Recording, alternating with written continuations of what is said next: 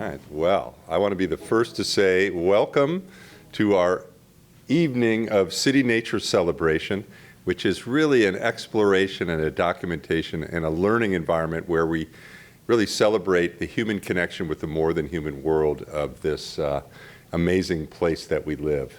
We're calling it Greater Burlington tonight, but it extends out, radiates out from there. And my name is Walter Pullman, and I want to be I'm part of a team that welcomes you here tonight as a part of the City Nature celebration. It's actually a special night.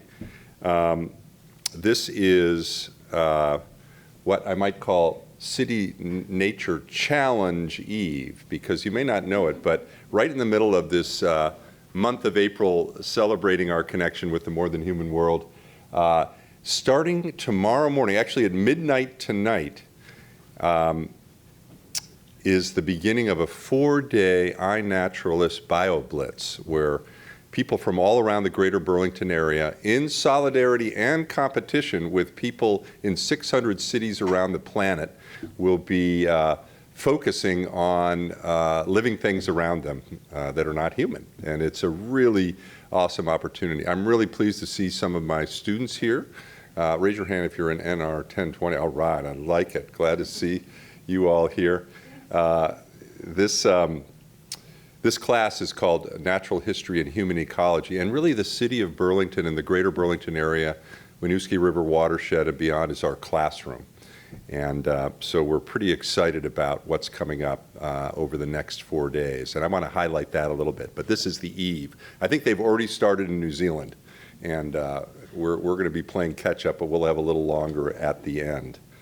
And I'm not going to link to it right now, but there's a whole website that our amazing AmeriCorps volunteers have put together, and you can see it there, citynaturecelebrationvermont.org. You go there, and it's going to share all sorts of information about this event, how to use iNaturalist, and then also thinking about attending our big celebration event on Sunday, Spectacular Nature Day. So this is all coming up, and you may have read about it. I was so pleased to see that 7 Days has been covering it. I haven't picked up the new issue. It's their, basically the animal issue, and they're featuring the out crowd, which is all of us, because we're going to be outside these next few days, really paying attention to the amphibians, reptiles, returning birds, insects, fish even. We're hoping people are going to get in the water and really be thinking about that as well to document what's there. So big thanks to 7 Days for plugging this and getting people excited. As I mentioned, and if I didn't say my name, by the way, forgive me. I did? Okay, I won't say it again then. The City Nature Challenge started, I can't remember, probably about 6 or 7 years ago as a competition between urban centers in Los Angeles and San Francisco, using iNaturalist, this incredible community science tool to document what was happening. They started competing with each other, and it really drove participation and collaboration in a fun way. This is now expanded to 600 cities around the world. So if you're participating in the City Nature Challenge, you're in good company. And we have colleagues in Dunedin, New Zealand, in Cape Town, in New York City, out in Hawaii, other folks doing the same thing at the same time. So it's a really great opportunity. And I want to encourage you to go to this website if you want to track the leaderboard of what's happening, real-time data, geo-referenced and photographed, some sounds, lots of images, and lots of people getting involved. So the Global City Nature Challenge is getting underway. Right here in Burlington, we have set up, this is actually a still image, it would probably read 5 hours and counting if we had the website going. Why don't you encourage you to go there because we've set up this site. Braden, I think, was in charge of it. Really thanks to Braden, we've got a way of logging all the information. Basically, if you use iNaturalist on your smart device and you photograph something in iNaturalist, you have to download the app first. It'll automatically appear in our database here, and we'll all see what you're doing. and which is fantastic. I know the students in my class, the lab sections are going to be competing against one another. We have 13 lab sections, so I'm really kind of looking forward to what set kind of numbers and species diversity get generated. So this is coming up. I wanted to pull up last year's to have a little bit of a benchmark of where we're trying to go to here. You can see last year in the greater Burlington area, 942 species were documented, which is incredible, outstanding. And there were over 7,000 observations, 487 people involved, and a lot of people helping out that's identifiers, but close to 260 people observing. A lot of folks involved. We want to up those numbers. That's really where it's at. We want to compete highly. In fact, we want to be the small city with the highest per capita engagement in this. Cape Town seems to win every year, and we want to make sure we at least pass that in per capita observations. So get involved, and we have an event coming up, which I'm really excited about. It's really, one of the crown jewels of Burlington. There's several, but one of them is certainly the Intervale there along the Winooski River. And it's, of course, the Winooski River is central to the 4 community area. We're Burlington, Winooski, South Burlington, and Colchester. And this is the traditional homelands of the Abenaki people. People have been engaging with the nature of this place for over 10,000 years.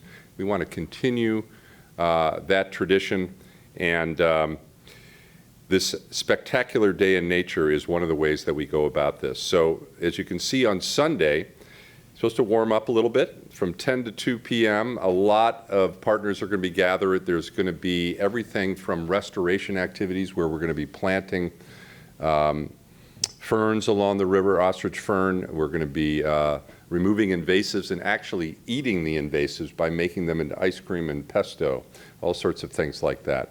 So we're trying to be in relationships with these plants no matter what. And so a lot of events. There's going to be music. There'll be guided walks. I think there's even a tick walk that I've heard about, which I'm particularly going to be excited about going on. And a lot of my students are going to be down there tabling. So if you're curious about the birds of the floodplain, this is a great opportunity to get engaged. So please consider coming down to that. I want to acknowledge we're being filmed right now, which is terrific. I really thank Media Factory for filming this so that this can be broadcast out to people this weekend, and they'll know about this event too. And of course, Main Street Landing for hosting us here. It's just a great convening spot. Intervale will be our host coming up. And definitely plan to come down. It should be a lot of fun for the whole family. Now, if you want to brush up a little bit on how to use iNaturalist, there's just great learning resources on both the City Nature Challenge website, the City Nature Celebration website, and we were looking at some of these today in class. They're really, really useful, and it's easy to use, and it's set up for success. And it's one of the, I think we'll be hearing more about this, it's one of the emerging tools of citizen science that we can gather collective information and analyze large amounts of data to figure everything out from distribution of species. But something that we're working on as well is this idea of phenology. What's the timing of these seasonal events? We're about 2 weeks behind New York City, maybe 3 weeks behind Washington, so we have something to lean our hats on if we're a little behind in the data collection. But things are coming back and merging. I was just talking to Mike. Migrants are coming. We have about 60 focal species in Burlington that we're really focusing on and putting into our phenology clock and trying to find out what species are interacting when, and is arrival time shifting, blooming time shifting, all sorts of things like that. So this is a great data set, not only for diversity, but for phenology. And we're really looking forward to working with all the information that you collect. So I'm about to stop here, but I want to recognize we've got some tremendous partners involved in this. It's really across everybody from the city, to Rock Point, to City Market, to Vermont Master Naturalists, to the Rubenstein School, where I'm from, you name it. And our big, some of our big leaders in this, of course, is Burlington Wildways, that looks at the connectivity of the city for humans, but also for wildlife too. So that's huge. Thanks to all those partners. And a big one I want to highlight tonight as I transfer it is we have the staff from a fantastic organization, Vermont Center for Eco-Studies. I love the tagline, Uniting People and Science for Conservation. That's really what this community science is all about, and a big part of this whole City Nature celebration and challenge. So tonight, we're going to be focusing on this whole idea of community science with some great scientists who are just dedicated to this work with all sorts of different taxonomic groups. So I'm going to stop here, and Zoe, should I say anything else, or are we in good shape? We're in good shape. All right. I'm going to welcome Susan Hindinger from Vermont Center for Eco-Studies up here. Welcome. Thank you so much. My name is Susan Hindinger. I'm from the Vermont Center for Eco-Studies. I have 3 of my colleagues here tonight too, and we're so grateful. Oh, thank you. We're so grateful to be here and to have been invited. We're headquartered over in White River Junction on the other side of Vermont. We don't get over to Burlington nearly as often as we'd like. So we're hoping we'll have an opportunity to do more things on this side of the state with so many great partners in place already. But just a little bit about us. We're a nonprofit organization. We're a team of conservation scientists and support personnel, science educators, science communicators, who do research on Vermont wildlife, not only in Vermont, but across the range of those animals' lives. So any species that we're studying, we're interested in full life cycle conservation. So we follow migratory species wherever they migrate when we're studying them. And so we're active across the Americas, especially in the Caribbean and across the northeastern North America. Our tagline is, as Walter said, uniting people and science for conservation, and that is really the epitome of community science. That's the core of so much of what we do. And so I wanted to take a moment to think about what does it take to do community science? And it really starts with a question or a need for information. Sometimes that question is, kind of nature-based. Where are the vernal pools in the state? Or what particular plants does this pollinating species pollinate? Sometimes the question arises from the community. Which houses in our neighborhood have lead drinking water pipes? There's a need for information. So that's the first step. And the second step is that it really tends to be a community science project when the need for data is impractical for a paid staff to address themselves. So it's either across a wide geographic range that you could never reach with a limited staff, or it requires access to places that a limited staff might not be able to attend. And so you end up enlisting volunteers who are community scientists. Community science, a good community science study requires a robust study design so that you can be sure that your results will be meaningful in the end. It requires rigorous data management so that you can analyze the data, keep track of it, and draw some conclusions. It requires a protocol that volunteers can and are willing to carry out. And speaking of volunteers, it requires volunteers. And so VCE operates with thousands of volunteers at various levels. We consider you a volunteer if you make iNaturalist or eBird observations in Vermont, because we rely heavily upon those data. We also enlist and train and steward and appreciate volunteers who give us a lot more kind of intensive effort signing up to work on projects like you'll hear about tonight from Jason Hill, for example. So I wanted to just end by highlighting a success story. We hear so many alarming stories about threats, and rightly so, the threats that wildlife face these days. But we have one really wonderful conservation success story in Vermont. We have more than one, but this is my favorite. So back in 1983, loons were on the ropes. We had 7 nesting pairs around the state. This is where they were. You can see those stars on the map on the right. 9 surviving chicks, 12 territorial pairs.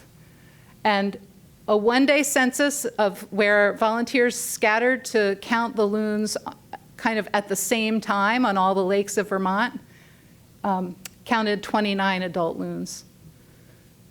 They were listed as endangered, and they were really in trouble. And so, I can't see that. So a community science project was created. It's a partnership between VCE's loon biologist, the State Fish and Wildlife Department, game wardens, lakeshore landowners, recreationists, anglers, bird lovers. And they have a number of strategies that they deploy to help loons recover.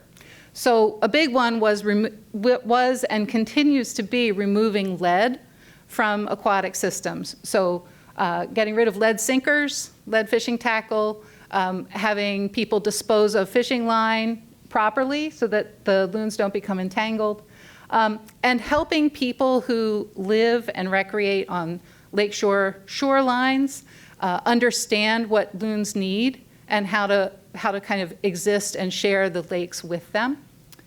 It also involves working with dam operators, hydropower dam operators, who have to adjust the lake levels in response to rain events so that loon nests don't get flooded or stranded. And so all of those activities together over a period of 30 or 40 years, gosh, 40 years, and this is where we were last year. Oh, nope, I went backwards. There we are. We have 108 nesting loons, nesting pairs, 78 surviving chicks, 148 territorial pairs. And our one-day census on Loon Watch Day, which is the 3rd Saturday in July, last year counted 348 adult loons. In fact, Vermont is pretty much at carrying capacity for loons on our lakes, which is a tremendous, wonderful success, and it really is a credit to so many hundreds of people who kind of collectively steward and take responsibility for taking care of the loons. So with that, I'm just going to end by kind of mentioning that by volunteering as a community scientist, you're not only donating labor to the greater cause of science and conservation, but there are lots of benefits that people enjoy and experience in the process. I will say that iNaturalist is the gateway drug to the healthiest addiction you could possibly have. So learn iNaturalist and you will become addicted to nature if you're not already. But it supports lifelong learning at every level. You can be a community scientist at age 4. You can be a community scientist at age 94. It builds community. You'll quickly find, especially using iNaturalist, that you start to interact with other users. You start to learn from each other. You contribute what you know. You learn from what somebody else knows. And ultimately, aren't we all after building a community of people who care about stewarding nature?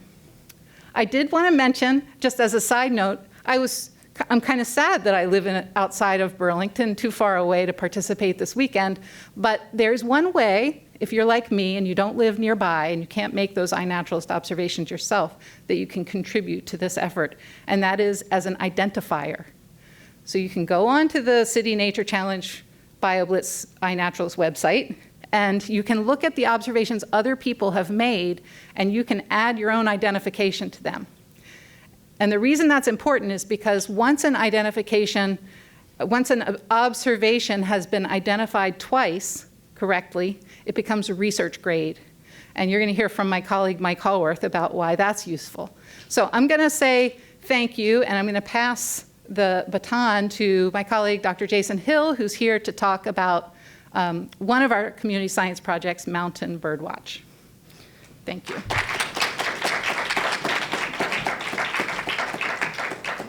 All right, thank you. Thank you, everybody, for being here. I am all in for biodiversity. Right on. So I often feel like I'm underwater sometimes in the world. And if I feel that way as a person wearing rubber boots in a multi-storied home in a bridge crossing a river, then you can imagine what it feels like for an organism that makes its living building nests in a salt marsh, on the ground, in a piece of habitat that's right next to the ocean, between the ocean and upland habitat, and the habitat is flooded twice a day in a centimeter or so of water. If it feels like the world is underwater for me, imagine what it feels like for salt marsh sparrows. And sea levels have already risen by a foot since 1900 here in New England, rising the Gulf of Maine, rising some of the fastest rates of any place in the world. We're expected to rise another foot for sea level here in the Gulf by 2050, and maybe another 1 to 2 feet by the end of this century. For an organism like the salt marsh sparrow, which is an endemic species to the United States, it breeds only in these salt marshes, sandwiched between the ocean on these thin grassland plains, and it only breeds between the Carolinas and Maine. And you may not be surprised that this species that I did my master's work with has declined by 80% since the 1990s. Any guesses from the audience or the camera crew about what is driving these population declines we're observing range-wide for this species? Nobody said chemtrails. Come on. So increased rates of nest failure due to flooding, among other things. Because sea level rise is rising so quickly, especially here in the heart of their breeding range in northern New England. So 5 colleagues and I got together, all folks who had worked on salt marsh sparrows at some point, and we built this giant mathematical model that predicted the future, the best of our ability under a 2 degrees Celsius climate change scenario. We built a model that projected tide and how that might change with rising sea levels. We took everything we know about the breeding biology of this species, put it in this giant model, and said, hey, what are the chances? If sea levels go up a foot, 2 feet, how can this species survive? See, salt marsh sparrow females lay their eggs in between these 28-day high spring tidal events. So the whole marsh goes underwater, completely submerged every 28 days. The females then immediately start a nest, and they got like 23, 24 days to get that nest, to then get the young out of there before the marsh goes underwater again. Well, as sea levels rise, though, that daily flooding event that usually just coats the salt marshes in a centimeter or so of water, it rises the stakes. And there's nowhere to go, as you can see in this photo. There's no shrubs or trees to build the nest on for this species that occurs exclusively in salt marshes. So we put this giant model together, predicting a very modest sea level rise, how that would affect tides. We predicted that in 30 years, reproduction will be physically impossible. That nests will not have a long enough period to be above the water for them to successfully fledge young from those nests. And we predict that in 40 years, salt marsh sparrows will be the first species to directly go extinct due to human-caused climate change. Now, if you're an organism that has evolved and adapted to life in the cool parts of the upper reaches of the mountains, the spruce fir zone, the boreal forest here, the kind of forest you can find on the top of Mount Mansfield and our other high peaks, you're in the same proverbial boat as a salt marsh sparrow. Where are you going to go? Temperatures have increased here in New England at 2.5 degrees Fahrenheit over the last 120 years. They're going to increase another 3, maybe 8 degrees Fahrenheit by the end of the century, depending on how aggressively we act to combat climate change. If you're an organism at the top of a mountain, where are you going to go?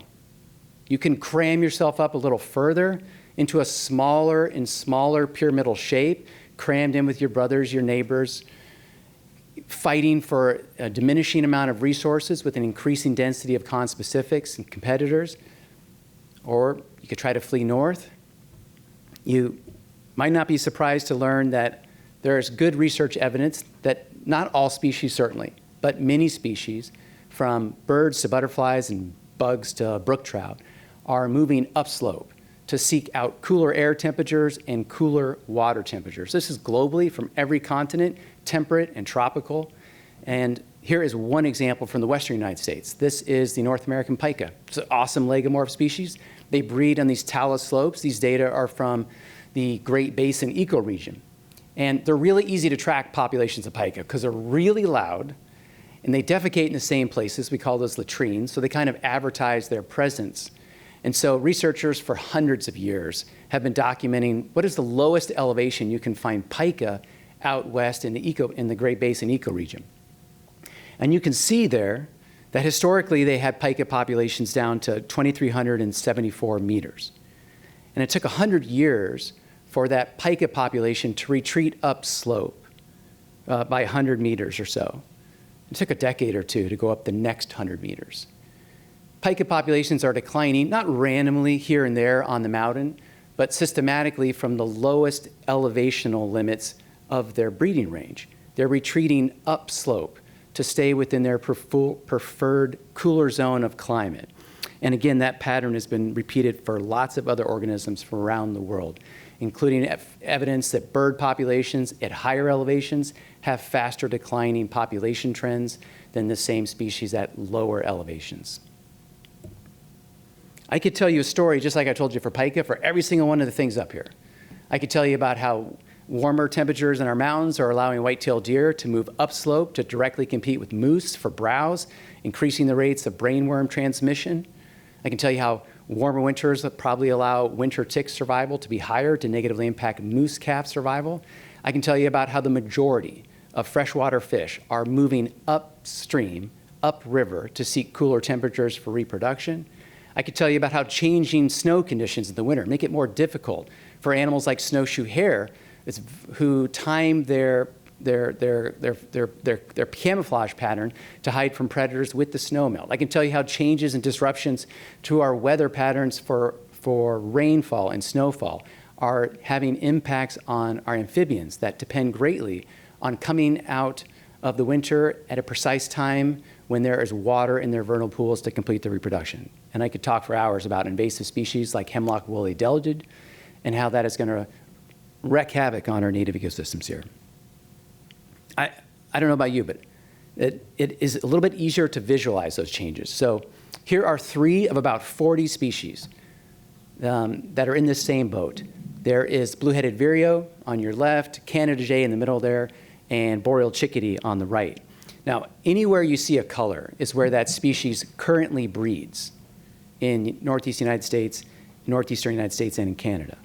But anywhere you see red is where those species are predicted to be lost from, to not breed anymore by the end of this century under a very modest 1.5-degree climate change scenario.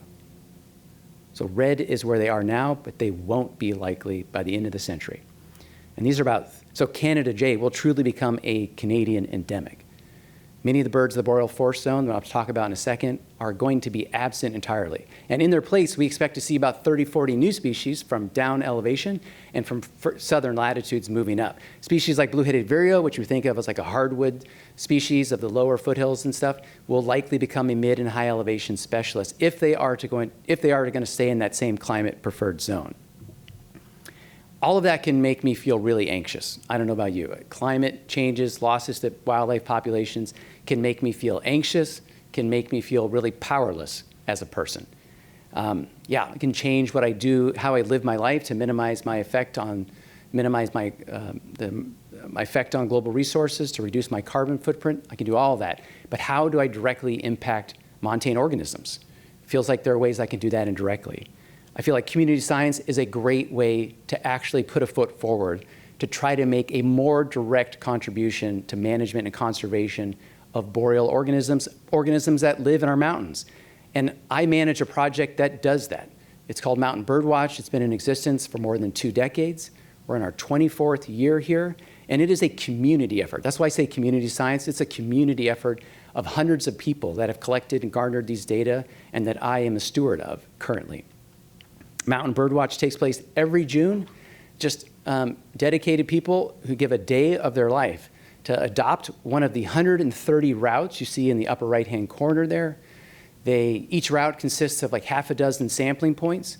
They hike up on a Monday afternoon, find the sampling stations, get to bed early, get up the next morning in the dark. start counting birds. And I'm going to give you, I hope, a little bit of what that experience feels like at the end of this talk, all right? So there are routes available for adoption if you're interested. Right? You don't have to be an expert, I say. You just need to be enthusiastic. We only ask folks to, and this is explicitly a strategy of ours, instead of asking people to be able to identify every single cheep and twerp they hear out in the woods, we ask folks just to be able to confidently identify those 10 bird species you see in the upper left, plus red squirrel, which is a really loud, obnoxious, but an important nest predator in this system. I don't just collect those data and stick them in a folder on my hard drive and say, hey, that was a good year. I take a lot of effort to make those data available in forms that other people can use. So the first thing I do is every year I make mountain birdwatch data without observers' names for protector identity available on a website that other scientists can download this data and use for their own analyses. So I can make those data available to people who have expertise beyond my own, or have more creative ways to use those data and leverage those data. I like to say an individual mountain birdwatch collection event is singularity, but collectively it's an aggregate. It's a force multiplier. I have a website. It's called State of the Mountain Birds, and each year I have an in-depth analysis and seasonal trends for each one of these species. Here you see black-polled warbler, one of the species here in the northeastern United States that just breeds in those spruce fir zones at the top of our mountains. And you can see for each one of those regions, I break down their trends and how well that species is doing. I use simple language that directly communicates to people. I don't hide it behind jargon. See those little red dots? Means that's a high degree of confidence that that species is substantially declining. A 5% decline per year may not seem like a lot, but over the last 14 years, that equates to more than a 40% population decline in 14 years. And that is not even the species we monitor that is declining the fastest. That would be white-throated sparrow that's declined by over 50% in abundance. There's half of the same individuals there was 14 years ago here in the northeastern United States. So I make all those data available, I interpret them, and put them out there for folks. And then I also try to make those data available to other scientists through other way. So if you've ever been on the eBird platform, you have encountered mountain birdwatch data likely if you've looked at any of these species. If you pull up Bicknell thrush observations, the Mountain Birdwatch Program data, which I upload every year, represents a big portion of the data you encounter on eBird. And that makes the data available for eBird's sophisticated analytical tools, as well as having it available for my own, right? Fish and Wildlife Service came to me a couple of years ago and said, hey, we're being sued. They're asking to list Bicknell thrush as an endangered species. We really need a defensible population estimate for this species. Can you help us out? And colleague John Lloyd and I published a paper estimating a fine-scale resolution population estimate for this species. We estimate there are 71,000 Bicknell thrush left in the United States. At least there was in 2016. We created a detailed hectare-by-hectare online map people can interact with online in a simple format. They can download it, and lots of people do. People here in Vermont, there are land trusts that have reached out to me that use mountain birdwatch data, these maps, and the trend data that I produce to decide which parcels of property to protect. Our state Department of Environmental Conservation in New York, Agency of Natural Resources here in Vermont, all use mountain birdwatch data here in relation to Act 250 and assessing the impact that's going to have on ski slope expansion and ski slope development. State agencies use mountain birdwatch data to understand hiking impacts on montane birds. Agencies use these data to look at the effects of wind site development and how many birds will be physically displaced, how many acres of habitat, how many birds does that translate into if a ridgeline wind energy structure is going to be put in place. Our National Forest Service uses mountain birdwatch data for a number of reasons. National Park Service uses mountain birdwatch data. It's the actions of a bunch of people collectively operating, on their own, spending a day of their life up in the mountains in June, and collectively, that is a landslide of data that reaches far beyond, is a great, management and conservation tool for our montane ecosystems and specifically montane birds. I did present a lot of doom and gloom. It's tough to be a montane ecologist and not feel like, oh boy, I wish I was around 100 years ago and things were going really well. But I do want to leave us on a note that maybe inspires you. If you can't participate in mountain birdwatch, there are routes available. If that's not your thing, you can hike in the mountains, take a photo of something, contribute it to iNaturalist. You're going to learn about how powerful that simple approach is. But if you don't make it up to the mountains, I want to give you an idea of what that experience is like. I passed around a piece of paper before, and I invite you to pull out your phones now. All right? If you scan one of those QR codes on the piece of paper, it's going to take you to one random bird song or red squirrel song. And if you put your phone up at the screen in picture mode, with your camera app, you'll see a URL pop up. Doesn't matter which one you go to, just go to any one of them at random. And I'm going to guide us through, I think, a world record attempt, as far as I know. Probably for April, for this address, but I don't know. But it's a world record attempt, as far as I know, for recreating a boreal forest soundscape with these birds and red squirrels. So, put that on your resume, drop that on social media, #MountainBirdWatch. You were here. And I'll give you a countdown here in like 5 seconds. If you don't have a smartphone, hey, that's great. I invite you to come up with a sound you think is indicative of the mountains. Maybe it's a catamount, like a or a bear. Maybe it's sound of the wind. Maybe just, I don't know, imitate what you hear coming from someone else's phone. I invite you to just sit there, close your eyes, and meditate in the sound as well. I'll give you a countdown for 5 seconds. 4, 3, go it. That's great. Go for it. Play it loudly. Turn up the volume.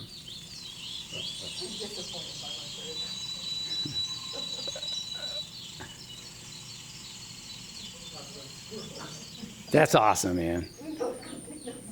That's great. Thank you very much for participating in that. I'll be happy to take some questions at the end. Come up and talk to me. And I'm so pleased to introduce my colleague, Dr. Desiree Narango. Thank you, folks.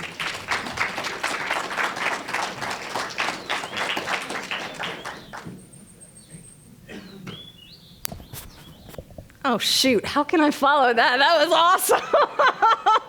I wish I knew about that before I put my slides together. All right. Well, hey, thank you, everybody, for being here today. Can you hear me okay? All right. So I'm Desiree Narango. I'm a conservation scientist at the Vermont Center for Eco Studies, actually the newest conservation scientist. I've just been there just since 2022. Is that me going off, or is that... It might be. So I just want to say thank you so much to Burlington Wildways and all the partners for putting this together and for inviting us to get the chance to talk about how community science is being used. Because that's one of my favorite things to talk about, is just how valuable and important this work is in these communities that we build. And so I'm just going to talk to you for the next 15 minutes or so about some of the work that I did before I came to Vermont Center for Eco Studies, and then some of the work that I'm doing now. And a lot of this is really based on how I've used community science as a way to get people to be engaged with collecting data right in their own backyard. So you don't need to go to a national park. You don't need to go to your local state park.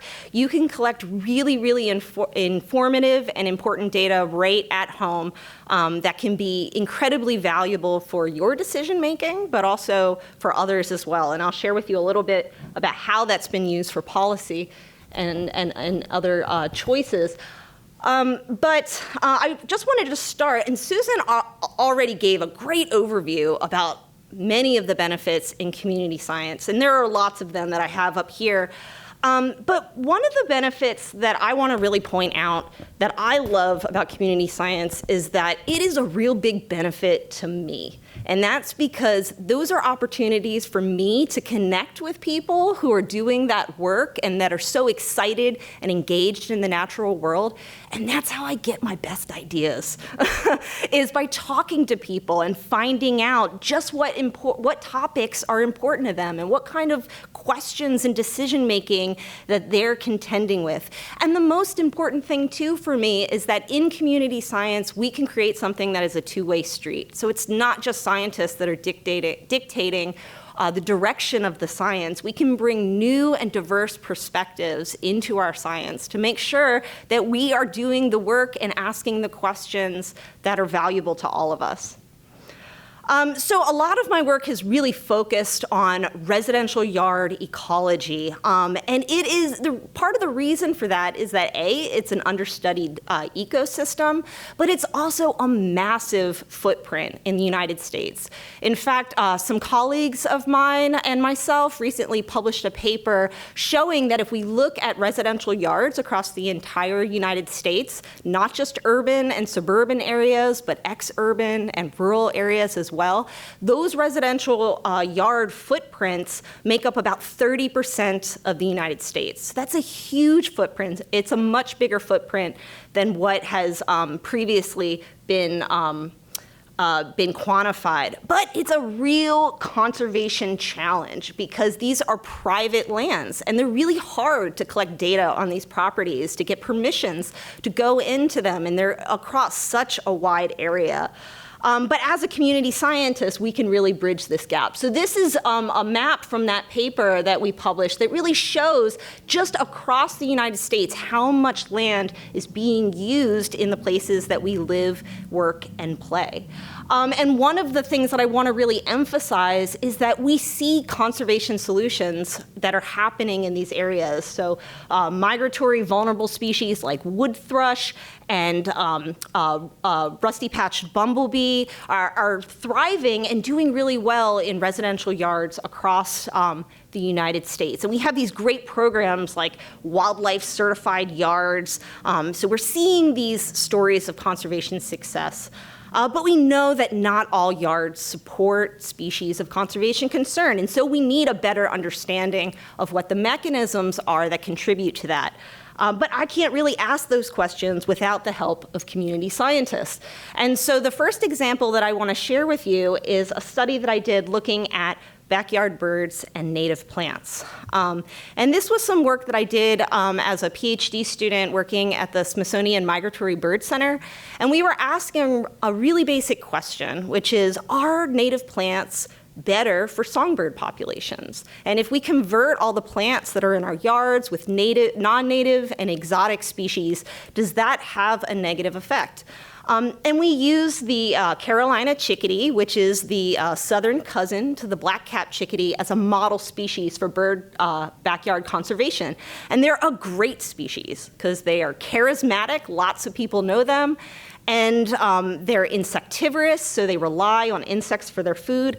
But the most important thing is that they use nest boxes, and you can easily attract them into an area by putting up a nest box. And so that's exactly what we did across Washington, D.C. We put up a bunch of these PVC pipe nest boxes to attract the chickadees to nest, and then a team of over 250 community scientists, volunteers, monitored those nest boxes in their yards. And they reported to us whether they had chickadees visiting those yards, how many eggs were being laid, whether those nests were successful. And we were able to collect data at a much wider scale than I could have ever done with a team of interns. It was really incredible just how many people were a part of this project. And because we had community science volunteers, we could also find nests in some unusual places. Like one of our volunteers found a chickadee nesting in their newspaper slot for 3 years in a row, which was really incredible. So with that work, so this is a slide showing our results of 5 years of blood, sweat, and tears from a lot of folks. But in general, what we found is that yards that had more native plants had more insect food resources for those birds. We found that those yards were more likely to have nesting chickadees. And we also found that the yards with more native plants were producing more young chickadees as well. And this was super important because we were able to use that quantitative data to provide a threshold for people to shoot for, where if a yard has more than 70% of their plant biomass is native, they have a really, really good chance of contributing more chickadees to a sustainable population. And that number was really, really important. It was actually more important than I thought it was. When I published the paper, I was like, who's going to read this paper, right? It turns out that a lot of people read it. And one of the folks that read it were a bunch of community involved citizens in Somerville, Massachusetts, and they worked really hard to pass the first native plant ordinance in the entire United States. And this was based in part on our research. They actually aimed for 80%, but that's okay, that's better. And so they were able to pass this plant ordinance that required that every new street tree that was in their city had to be native, in part because we had evidence that that had a really great impact on our insectivorous birds. That was in 2021. That was the only location in 2021. Now we have 5 states that have native plant ordinances. They're all in the Northeast, not Vermont, by the way, I'm just saying. And there's more states all the time that are starting to think about how they can change policy at home. But you can't change policy unless you have evidence. And so this kind of work from community scientists really led to that. It also led to a lot of outreach programs with Audubon societies and garden clubs. It led to neighborhood initiatives to get homeowners associations and other community groups to set goalposts that they can then aim for. It led to other kinds of nonprofits adopting programs like the 2/3 for the Birds Project, and it was also used by other groups like the Audubon Society and native plant societies to justify why they were removing invasive plants and non-native plants. You'd think that it would be really easy to justify why you're removing invasive plants and why you need money, but it turns out that birds are a really great story to get that funding. So that's just a few of the different ways that that work has been used, and that work was only possible because of the community scientists. The second example that I want to share with you is an example of how we've used community science to identify plants that boost biodiversity. And we've looked at this question specifically from the perspective of caterpillars, which eventually turn into butterflies and moths. And that is actually what a butterfly and a moth spends most of its life cycle as a plant-eating caterpillar. And it's arguably the most important resource for that butterfly or moth's life. And so in this project, we actually used opportunistic data. So people weren't collecting data for this project specifically. They had just happened to collect this data because over 100 years, we had hobbyists, professional and amateur scientists, backyard entomologists were just writing down when they saw a caterpillar on a plant. And that basic data had been archived on websites, natural history books, field guides, and all kinds of different resources, websites, over a large area. And with the help of my colleagues, we were able to synthesize that into a data set of more than 24,000 plant-caterpillar interactions.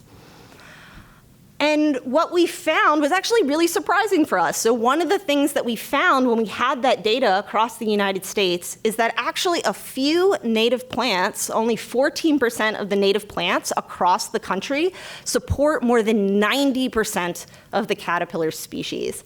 That's not to say that the other plants aren't important. They definitely are, and they contribute to diversity, which is also important. But oh, there's a timing.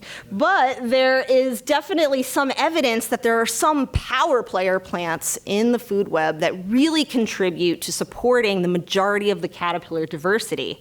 And so we went even farther forward to quantify really what that is, what that looks like.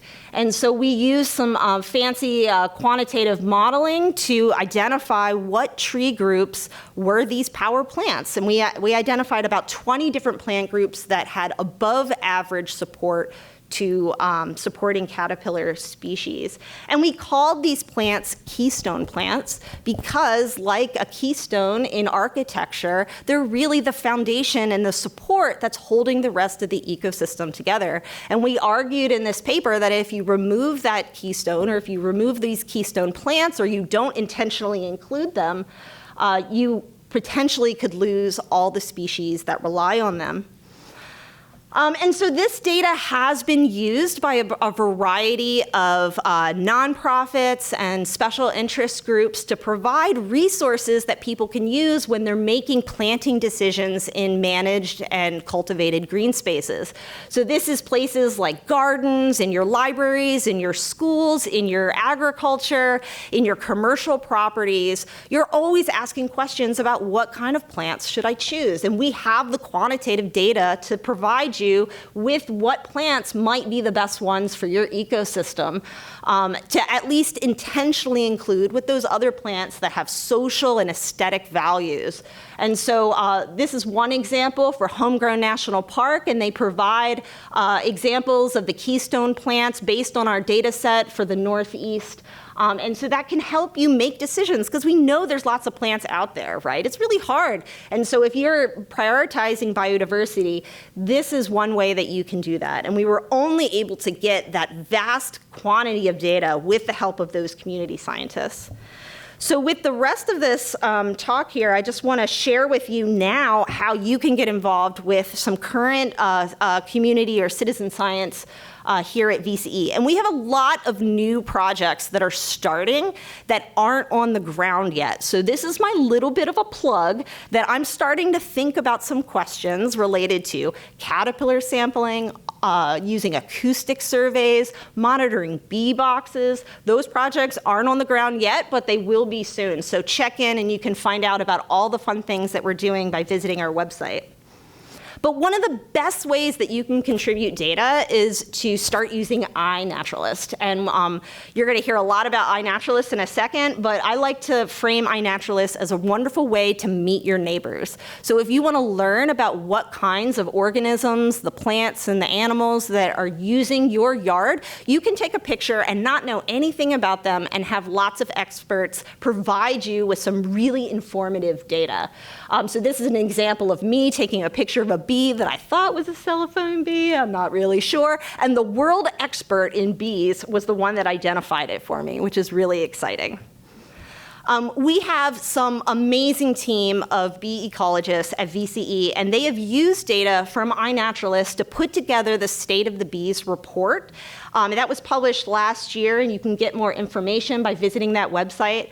But it's been really useful for the state to identify what bees are actually imperiled or sensitive or require urgent conservation action. And we actually identified, I say the royal we, it was actually Mike Hallworth and Spencer Hardy and others, identified that more than 30% of our species are in desperate need of conservation action. The other way that I've been using iNaturalist in my data is that I realize that when people are taking pictures of organisms, they are also inadvertently taking pictures of the interactions as well. And so we started a project called the Pollinator Interactions on Plants project. You can find this on iNaturalist. And we take photos, any photos of a pollinator visiting a flower. It can be an insect, it can be a bird, it can be all kinds of things. You can submit this to our project, and it can provide us with a really rich data set that's both spatially, temporally, and taxonomically explicit. And so we can collect interaction data at a much, much bigger scale than ever was before possible. I started this project last year. We're already up to more than 49,000 observations and growing. And if we include data set from other sources like I had in the past, we can get up to 100,000 observations already. But there's definitely some rare species that are out there that we need more data on. So if you go home and you see the first pollinators that are coming out and visiting your flowers, take pictures of them, add them to the project, and you'll be contributing to conservation as well. And just to emphasize that we have plans for that data. So I don't do community science unless I have a plan for it, unless I'm thinking about how that study can be designed and how we can use that data. And so we are in a conversation right now with the Native Plant Trust, which is a plant conservation nonprofit in New England. We got funding from the Morpho Institute out in California, and with some collaborations with some quantitative colleagues at the Conservation Biology Institute. We're asking the question of, can we build a better native plant selection tool? Can we take the amazing plant-animal interactions from iNaturalist, combine it with environmental context and also local conditions and horticultural requirements so that you can go into an interactive tool and select the plants that are best fit for your garden? So that's our plans for that data, and I hope that you will think about contributing. And now that I talked to you a little bit about what iNaturalist can do for me, I'm going to introduce you to my colleague, Mike Hallworth, who's going to share with you some of the other amazing stuff that we can do with iNaturalist data. Thank you.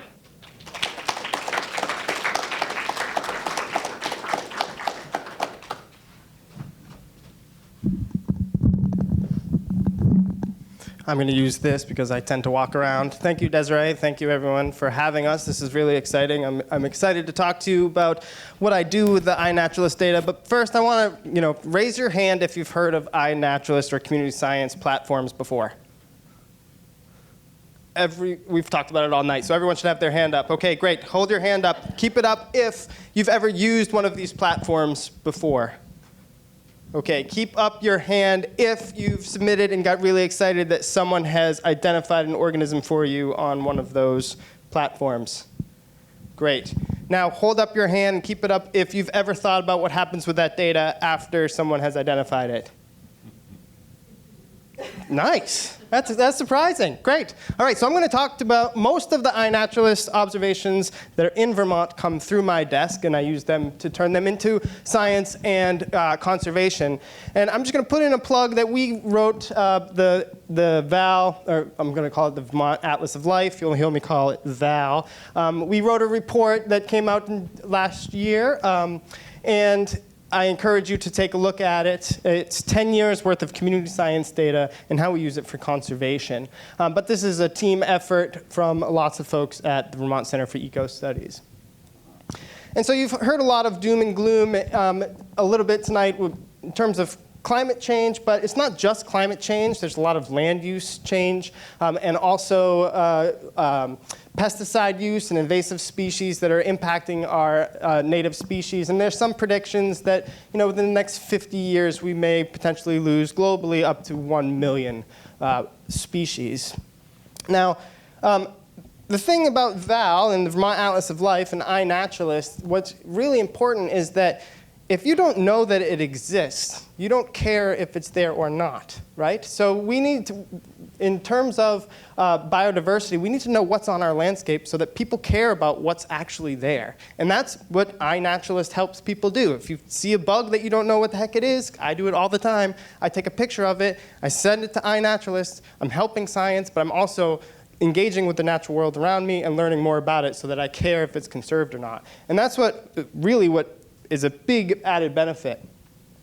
So one of my colleagues, Kent McFarland, had this great idea about 10 years ago to create this Vermont Atlas of Life. And the reason that he created it was to kind of create this biodiversity data kind of stronghold for the state to kind of connect a lot of these community science networks together so that we can then track changes in biodiversity over time, because they're all in one place, to help inform decision making at state, local, regional, and federal levels. And then we can collaborate across our borders because all these data are free and they're publicly accessible. And it also increases awareness if you are interested in the insects and the plants and the things that you're out there observing. So we use these data. There's now over 10 million observations in the Vermont Atlas of Life. And you can see this map here on the right-hand side of Vermont. If I remove the border of Vermont, you will still see the outline of Vermont. There's lots of data from all different species. Each one of those colored dots represents different taxa. So there's lots of different observations in Vermont. And in fact, we have more observations per capita than any other state in the nation by a lot. Our map, you can see Vermont there, is glowing. So this is, very influential by our communications team, getting people out there and getting folks interested in the natural world. iNaturalist is a big one. Vermont eBird is also a very big contributor here. Lots of people in Vermont are out there observing, which is fantastic.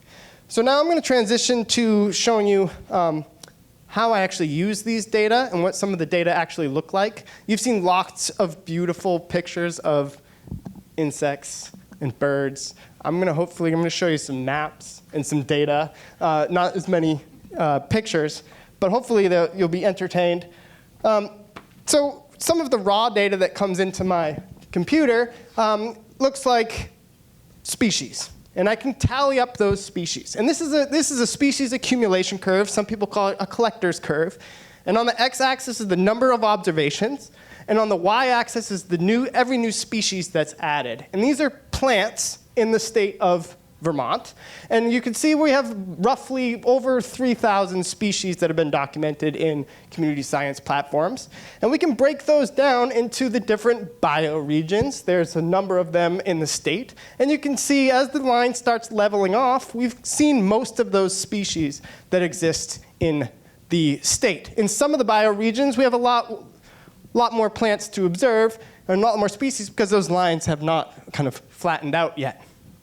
But we can use those curves to make predictions about how many species are in different places and which one of these bioregions has the most species of, say, amphibians, for example. But we know that there aren't a lot of people out there looking at like mollusks, for example. So we can make a direct comparison about how many mollusks, based on 1,000 observations, which one of these bioregions has supports the most species in these different taxon. So it's a different way of looking at Vermont. This is what I do with like the raw data. I haven't done any statistics really other than that collection curve analysis. But then I get into the nitty-gritty, and I take these observations, and these are example of monarch observations on the left-hand side. But monarch observations are not equally distributed across the landscape, right? Lots of people see them in their yards. That's where they're taking pictures. So I have to account for that in our statistical models. So I account for where the sampling bias happens, and that's generally in human-modified landscapes. Then I can look at the bioclimatic data, where those observations came from. What is the niche or the envelope of where that species is? And then I can make predictions.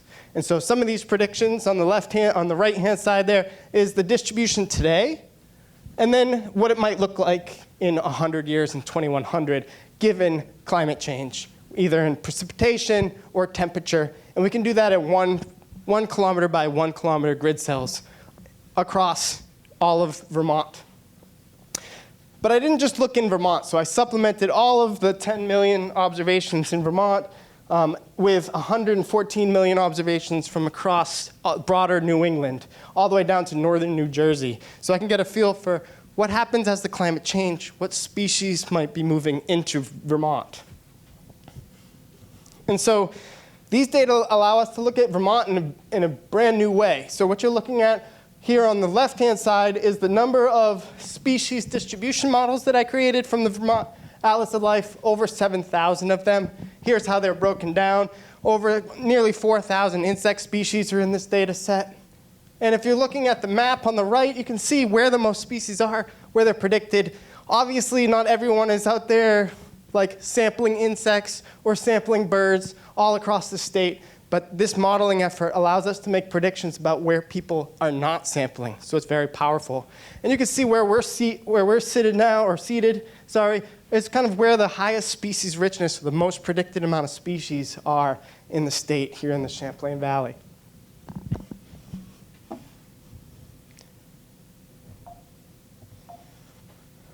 Whoops, I don't care about the news.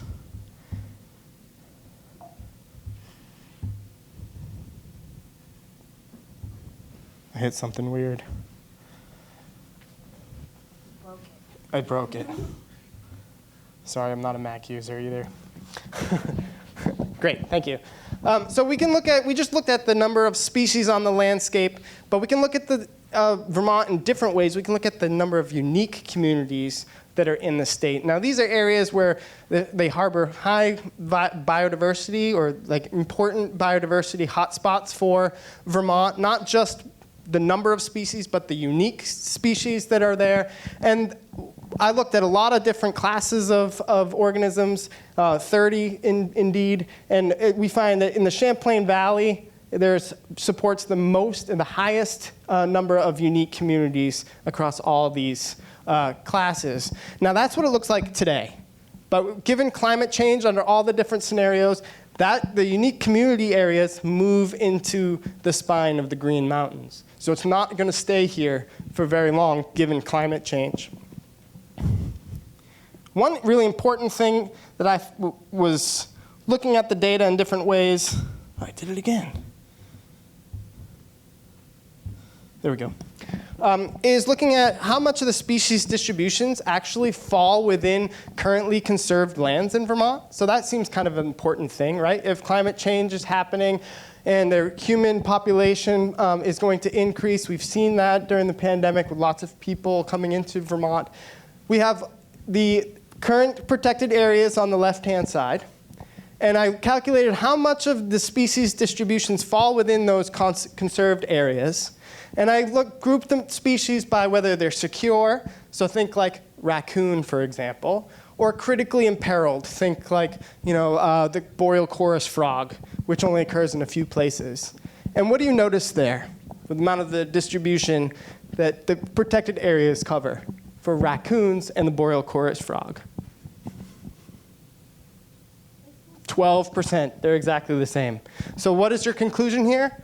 That maybe our conservation areas, as they're currently configured, aren't accurately or conserving the species that we're most interested in. So maybe we have to take a species level approach and we can't take a landscape level approach. We can use these data to also make predictions about what's going to happen in the future, given climate change. And if you look at this figure here, the 0 line is no change in the number of species in each one of those taxonomic groups. Any bars that go up are species that we are intended to gain. Given climate change, and those are species that are not currently in Vermont but will be moving into Vermont given climate change. And any bars below that line indicate species that we will potentially lose given climate change. And we're predicted to lose about 386 species that now occur from northern New Jersey up through northern New England into Canada, given climate change, given our business as usual climate change scenario by 2100. And where might we see the biggest change in species richness in our state? And I'd like to remind you that all these data are derived from people taking observations through iNaturalist and other community science platforms. That came through my desk and I analyzed to get to this point. We can also look at, kind of what I'm calling the velocity of change. So how fast does the species richness needs to change every year to match what's here now? And one thing you might see is that across the state, the velocity of change is rather small. 1 kilometer per year it needs to change from now to 2100. But there are some areas where there's lots of species, like down in the southern greens, where species richness has to change 5 kilometers per year from now to 2100 to keep the same number of species that we observe today. That's a lot. That's really high.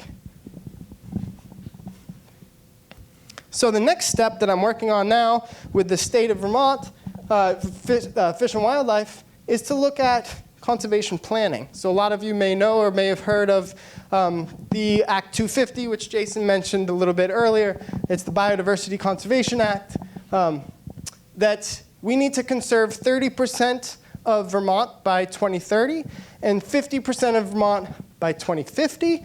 And we're obligated to use Vermont conservation design, which is great, but it hasn't been tested to test biodiversity in the state. So now we're working with the state to actually look at how well does that conservation design line up with this biodiversity in the state. And the only way we can do that is through community science platforms like iNaturalist.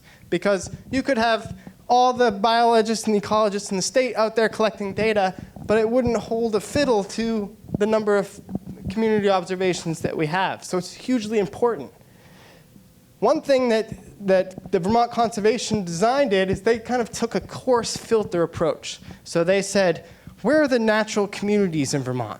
Where are the important wetlands? Where are the areas where there's hardwood forest and montane forest? And let's kind of conserve those intact ecosystems so the ecosystem functions.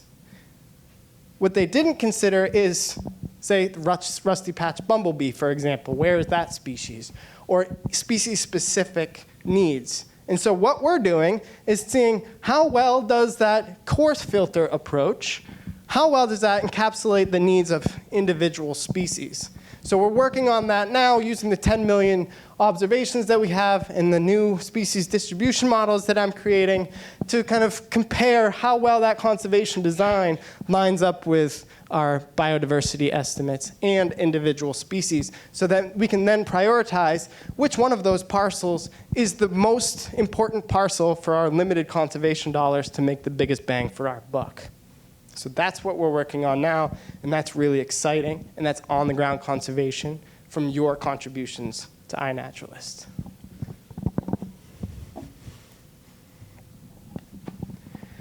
And so I just want to finish by talking a little bit about VAL and how it's essential for our state to gather these data, and you're helping through the biodiversity challenge and everywhere else that you are in the state collecting these data. You are more than welcome to search all these data and play with the data on our website. There we have a data explorer. If you're interested in a pet species and you're wondering where it's been seen and want more information or want to know what the species distribution is for that I created, you can go to the VAL Data Explorer to look for it. We have we're turning your observations into science so you can see landscapes in Vermont in a brand new way. Before this, there weren't very many maps of biodiversity in Vermont from a statistically rigorous, data-driven way. Now we have those. And our findings can be used to assess the conservation design, which I just talked about, and it can be used in future decision-making. It's already being used. From Desiree mentioned the state of the bees.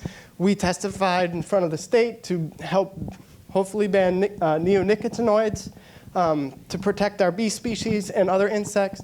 And when you gather lots and lots of biodiversity data, you become more engaged, you're learning about the natural world around you, and you care if those species are in the landscape or not. So I want to thank you for listening. I know that it's late, and I want to thank you again for being interested in the natural world and submitting your observations that come through my desk so we can make informed conservation decisions. Thank you.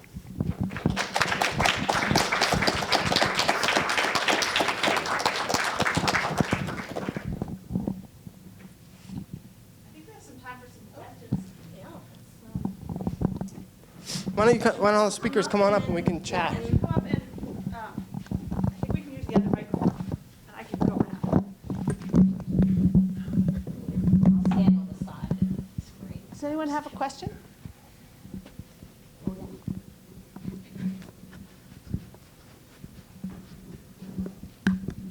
It's really simple. I just have a question. Like, when I scan things on my Merlin ID app, does that get put into your database? Like, because it geolocates my phone. So if I say, oh, I found a black-capped chickadee on Ravens Ridge, will it show you? That's a good. I know the answer to that. Sure, go for it.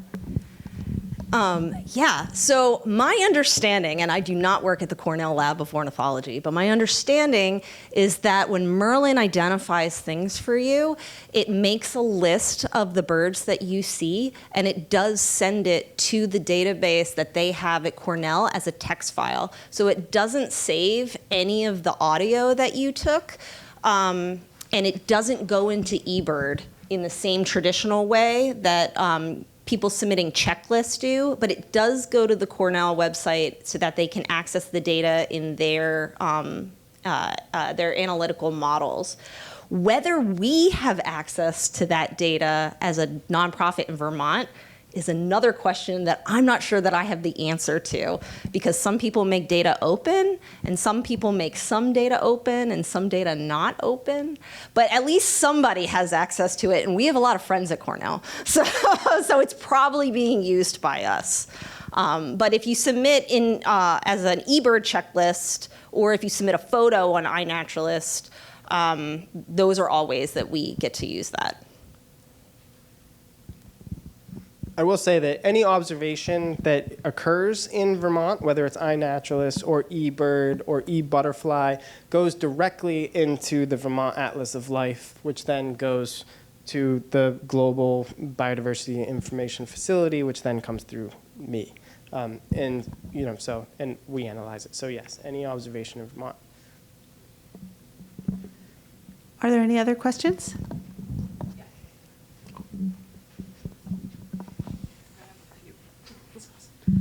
Thank you so much for your wonderful work. I have a few questions. One of them is the PIP project. I tried to join it, and it didn't have a join option. It didn't have a join option. So the join option for projects is unfortunately kind of small on iNaturalist. And it's like in the upper right corner. This is the thing about iNaturalist, is we talk about like, oh, it's this great resource, and it really is. But it's actually a little challenging to use. And so one of the things that we try to do at Vermont Center for Eco Studies is to have resources to help make that process easier. And all of us are also on iNaturalist. We're all a bunch of nerds. So if you go home and look for the way to join that project and you can't find it, you can find me on iNaturalist and just send me a message, and I'll be more than happy to walk you through it. Right, do it on the computer, not the phone. Got it. Okay. Oh, great. yeah. Oh, thanks. Yeah. Go ahead, Jason. So I'll just say that it's tough to structure the website to work effectively on all the mobile platforms. Yeah. On your phone, it's just almost visible in the lower left-hand corner. If you click on the project, you'll just see the hint of the join button. And if you press there, you can join. But you won't even be able to visually verify you did. And also, once you join on the project, it will show up on your app. So if you take a photo from your phone and you say, I want to add this to the Pollinator Interactions on Plants project, it'll say, oh, wait a second, what plant did you see it on? And you can say, oh, I saw that on wild strawberry, and it'll let you add it to the project. If you don't know what that plant is, that's totally okay. And you can just put any taxonomy. You can put flowering plant. You can put plant. You can put life. It doesn't matter. Just add it in there. And there's lots of people, especially lots of gardeners, that are very excited about identifying those plants for you. So you can still add that. Great. I have two other questions. One of them is, if I have, say, 700 observations and only 320 of them are at research grade, do I have to go through and contact all the key identifiers for each taxon to get all of my observations reviewed, or is there any way to do it without having to do that? Are you talking about adding it specifically to the project, or wanting just them to get to research grade, because they're all in various different projects? Yeah, so people really love to identify things, and there are like super identifiers out there, and they're tickled when you at them. And so that is one way to get people kind of like, oh, hey, I had an observation of this ant species. Excuse me, Mr. Ant Lover or Mrs. Ant Lover. We're getting some feedback. Could you please identify this ant? And they would be so happy to do that for you. Going through each and every one of them, if the longer you're on iNat, you'll see some of the bigger players and some other folks that are either in the state or even global experts that are in Hong Kong, for example, will happily identify those for you. So. Great, thanks. So the last question I have is for you, Jason. So when you were talking about the salt marsh savanna, and then we're thinking about the story that was told about the loons, what is your success story of that species? Like, we're not going to be able to stop ocean rising. I think with creative problems come creative solutions. There are lots of folks who have some wacky ideas about how to conserve salt marsh sparrows. They include taking abandoned barges, covering them with soil, planting Spartina grasses, that represents like 96% of the above ground biomass in salt marshes, and providing floating refugia for the species. Whether that's a long-term solution, that's a lot of barges. People are working on engineering seawalls, which have a long history of not effectively conserving wetlands and doing just the opposite, but are trying to design new seawall types that would increase accretion rates, would increase the rate of sedimentation dropout of saltwater to actually cause more sediment to accumulate and to actually elevate the salt marsh to higher elevations. Those are some ideas. Maybe we could just take a couple more questions if they were out there. Oh, sure. Stand right in the middle. Hi, thanks so much. Super interesting talk. Love the work. Can you talk a little bit about the pipeline of people that can be the citizen scientists collecting this data for you? How are you thinking about that pool of people? Are you getting more and more all the time because of tools like iNaturalist? Or are you getting fewer and fewer because you don't have the people who want to get their feet dirty and go out into the bog and get bitten by the bugs? And if you are thinking about that, what are some of the strategies you think can help to get people engaged at the first rung of the ladder? I have lots of answers to that one if you want me to take it first. That's a great question, and I really appreciate you asking that, because that's a really important thing that VCE has at the forefront, is how do we get diverse communities and identities contributing? And there's lots of different ways to do that. So just to share a story, when I was doing my chickadee stuff with the nest boxes, my first year of data collection was actually garbage. And the reason for that is because the people that typically sign up for community science projects about birds are birders. They're rich, they're retired, they're white, and they're old.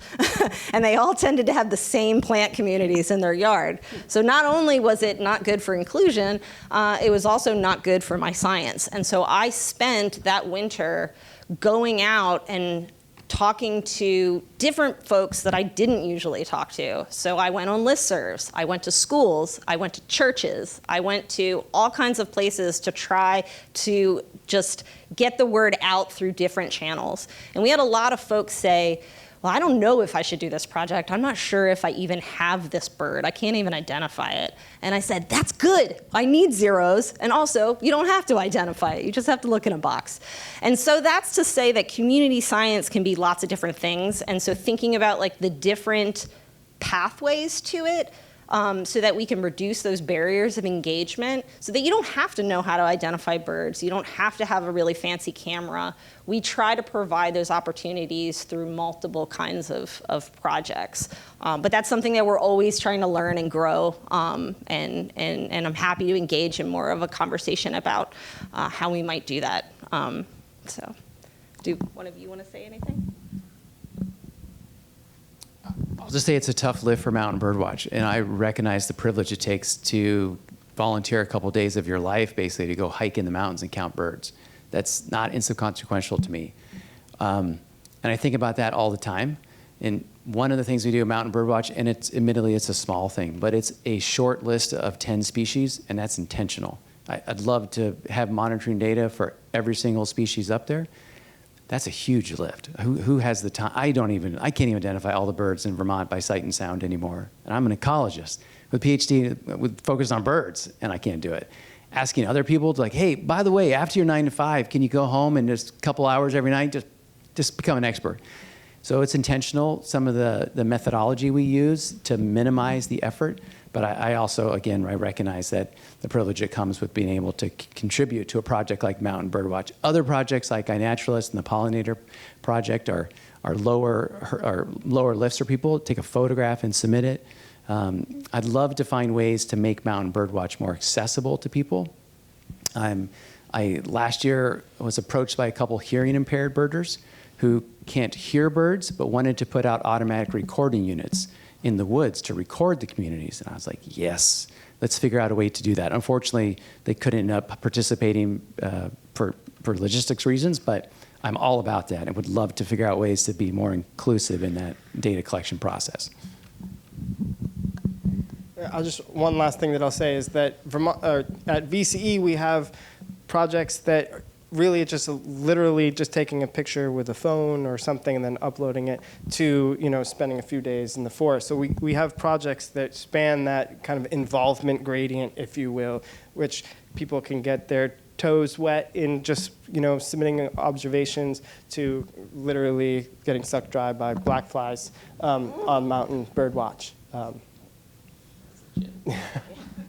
I just say one more thing? Sure. The technology thing is big. Like, people get super excited about technology and like having automated recording units or camera traps or something that just like makes it easier to see and engage with an organism.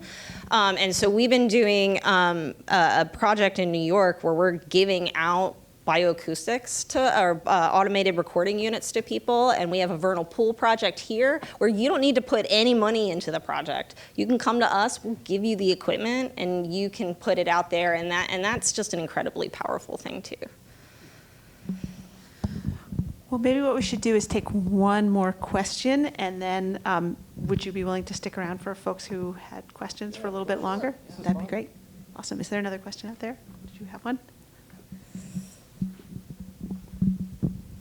It was a wonderful set of talks. Thank you so much. I learned so much. I have a question about your relationship with the educational community. And what I'm thinking of is when our children went through elementary school, they all went through second grade, and they spent weeks, maybe months, learning about penguins.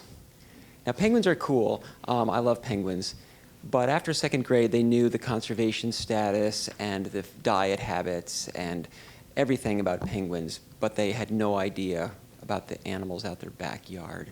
Do you feel like you have partners in the State Department of Ed or others who could make the local native biodiversity like the penguins? Nothing will be like a penguin. Do you want to answer this one? I think this is a perfect time to give a shout out to an organization called Four Winds Nature Institute. We do a lot of things at VCE, but we don't do it all, and we try to stay in our lane. And so we don't have a whole kind of team of educators of children, who focus on education in the schools or kind of next generation science standards and best practices from a pedagogical perspective for elementary ed, for example. But there are people who do that, and Four Winds Nature Institute is one of them. If you don't know them, look them up. They do an amazing job in 100 schools around the state, teaching kids, kind of taking kids outside and helping them learn about pattern and process and ecosystem function in the context of finding frogs and discovering cool stuff. And so my answer to that is that we partner with those organizations, and we try to provide them with project ideas. We do some teacher training to help teachers kind of imagine how they can incorporate community science in the context of their curricula. But we don't do that mostly ourselves. Sometimes we have walks and talks and things, and kind of the pipeline of community scientists has to include children. And if you ask most ecologists how they got their start, generally somebody's going to talk about their grandmother and her bird feeders. And so, take a kid outside. That's the pipeline. Just another note is that at Vermont Center for Eco Studies, we're an open data organization, and we are committed to that, to make our data open so that people can use it. I'm currently writing a proposal where we have an explicit section in that proposal that is specifically about working with teachers to develop educational materials using the data that's collected by community scientists. So I totally agree with Susan that we do need to stay in our lane to some extent, but we need to work with the partners and think about making that a priority in our funding to make sure that we're developing those kinds of products in addition to, scientific papers and things like that. All right. I'm just going to, on behalf of everybody here, just want to say thanks to VCE for this fabulous work that you're doing. I am so excited about the Vermont Atlas of Life, Mountain Bird Watch. what's happening in people's backyards right here in the greater Burlington area, and that iNaturalist and citizen science is right at the root of it. I am fired up about the next 4 days about participating, and I hope you all are too. And let's hear it for this great group we have in Vermont, VCE. Thank you. Have a great night, everybody. Really, thanks, everybody, coming on down tonight. If you're watching from home and seeing this later, get involved. Thanks.